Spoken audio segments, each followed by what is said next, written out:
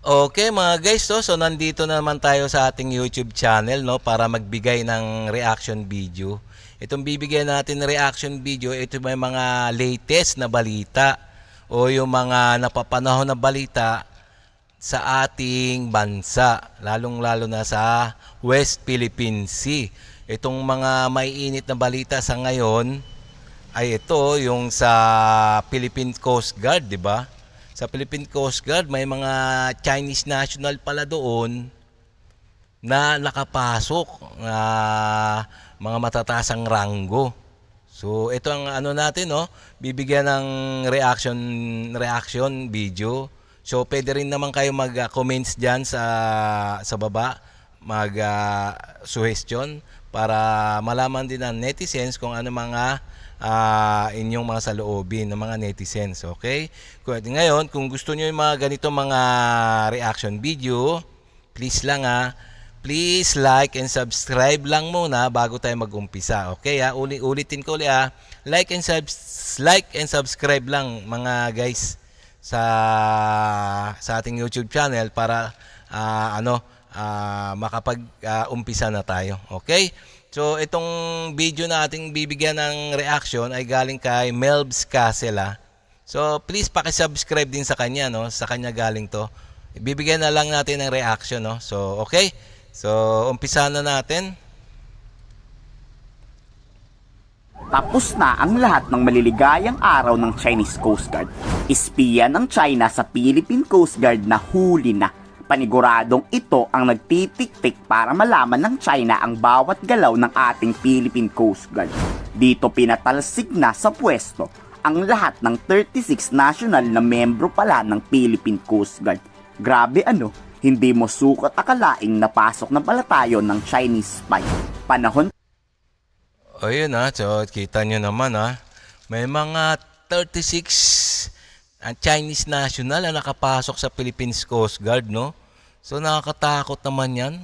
So grabe, no? So ay malamang ayan naman nag-iispiya, spy, kaya pala madaling tuwing magre-resupply ang ating mga tropa, nandyan kagad yung mga Philippine Coast Guard, nandyan yung mga Chinese Coast Guard, nandyan yung mga Chinese militia, mga Chinese Navy, halos naka-ready na lahat sila. So bakit nila nalalaman? So talagang common sense lang, 'di ba, no? Na ibig sabihin, merong spy sa loob ng organisasyon ng Philippine Coast Guard. So nakakalungkot isipin, no? Nakakalungkot na nakakabuisit. So sige, tuloy pa natin. Pa nga ni dating Pangulong Duterte na recruit ang mga ito.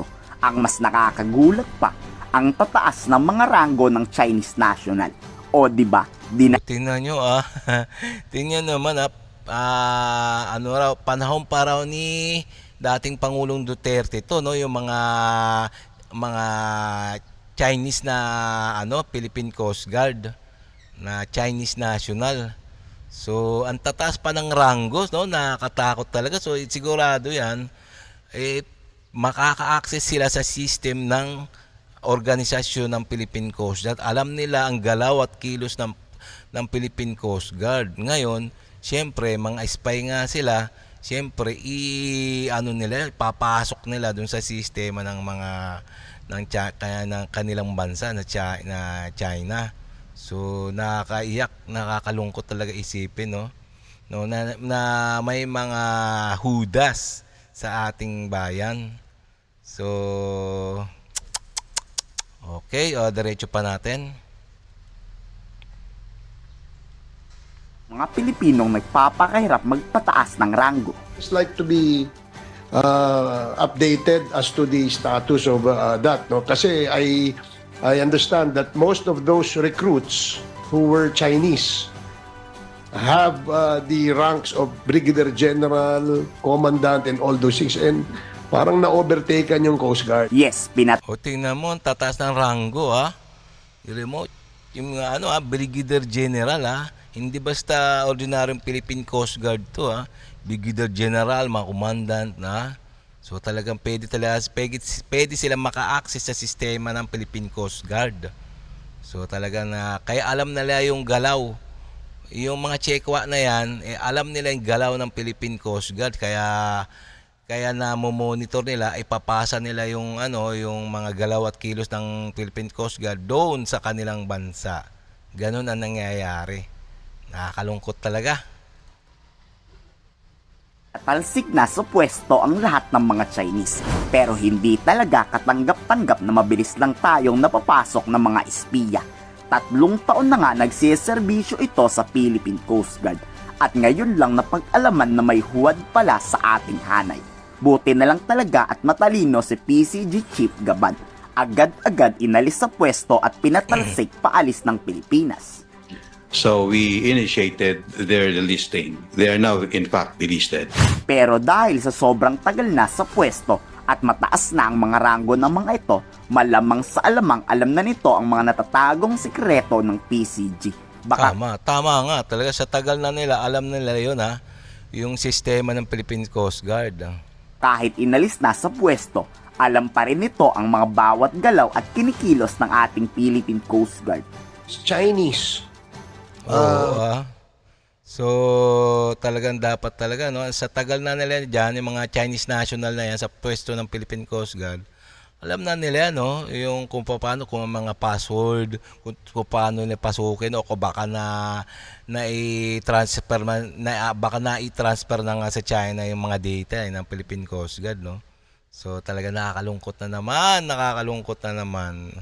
ang bayan ni Juan. Have been a member of the auxiliary of the Coast Guard, have been performing perhaps spying duties dito sa atin. And in the guise of being auxiliary members. Pinaiimbestigahan na nga ang lahat ng ahensya ng gobyerno. Baka mamaya hindi lang pala sa Philippine Coast Guard may espiya ang China. Baka mayroon din sa Armed Forces of the Philippines at baka meron din sa Philippine Navy. Tayo napasok nitong mga... Oo nga, no? So, isa rin yan, no? So, baka may mga spy din tayo sa Philippine Navy, sa Armed Forces of Philippines. Talaga malalimang investigasyon to, no? So, kaya pala parang inutil yung ating mga sandatang lakas.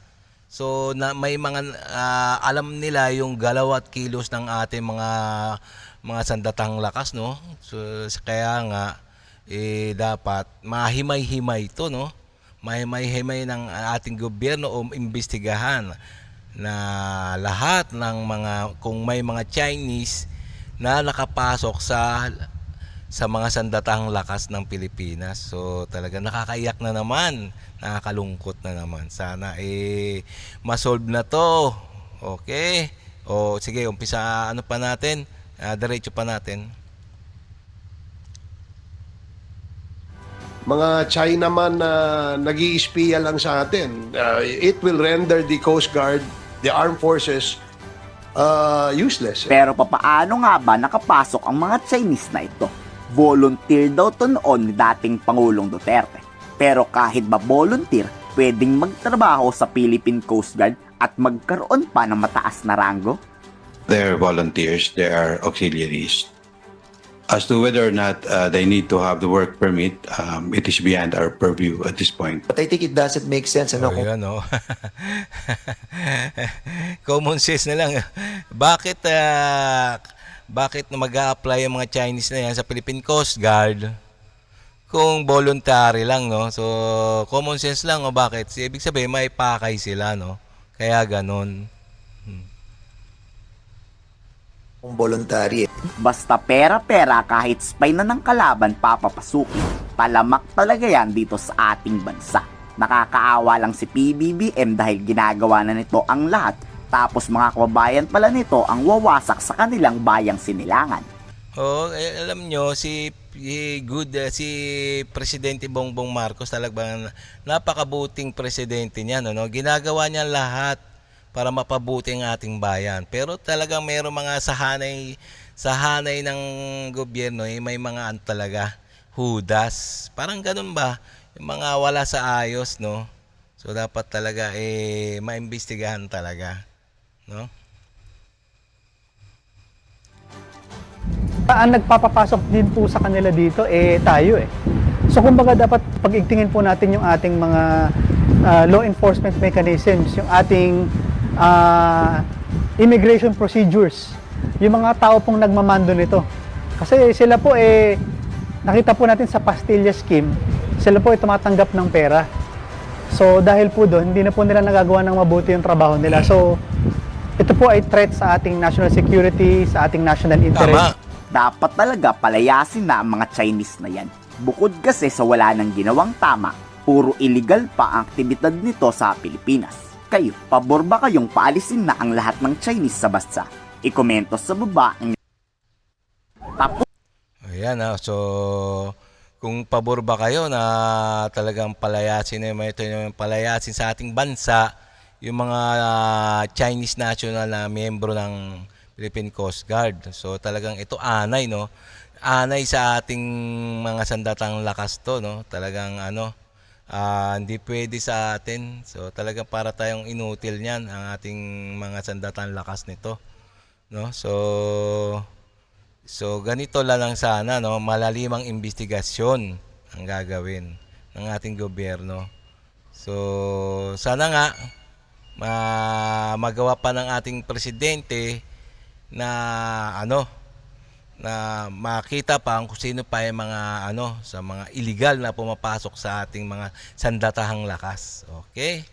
So okay so hanggang dito na lang tayo mga guys So kung nagustuhan niyo yung mga ganito mga reaction video, reaction comments, so pwede rin kayo mag-comments diyan and mag-react diyan sa baba, okay? So bago tayo magtapos please like and subscribe lang muna bago tayo magtapos. At sana like and subscribe na naman para maikalat pala ni YouTube ang ating video sa marami pang mga netizens. Okay?